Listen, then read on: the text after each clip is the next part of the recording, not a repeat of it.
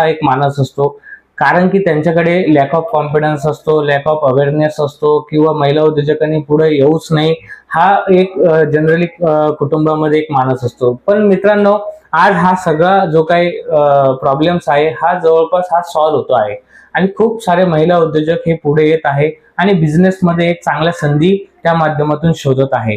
तर अशीच ही योजना सरकारने जे कोणी SC कॅटेगरी असेल, ST कॅटेगरी असेल किंवा वुमन एंटरप्रिनर असेल त्यांच्यासाठी सरकारने स्टँडअप इंडिया नावाची योजना आणलेली आहे. ही जी स्टँडअप इंडिया नावाची योजना आहे या योजनेमध्ये महिला उद्योजक हे 10 लाखापासून 1 कोटीपर्यंत कर्ज ही घेऊ शकते आणि एक चांगला उद्योग हे जगासमोर एक चांगला उद्योग उभा करू शकते, ज्या माध्यमातून लोकांनाही रोजगार त्या माध्यमातून मिळू शकतो.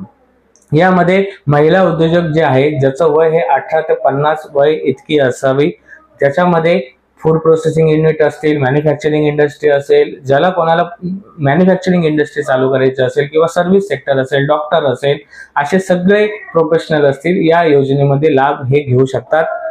यामध्ये तुम्हाला सगळं अर्ज जो आहे तो ऑनलाईन पद्धतीने करायचा असतो. त्यासाठी www.standupindia.co.in या योजनेमध्ये त्या पोर्टलच्या अकॉर्डिंगली तुम्हाला ऍप्लिकेशन करायचं असतं. ऍप्लिकेशन मध्ये सगळ्या गोष्टी इत्थंभूत ज्या खऱ्या खुऱ्या आहे त्या गोष्टी त्या ठिकाणी आपल्याला माहिती द्यायची असते.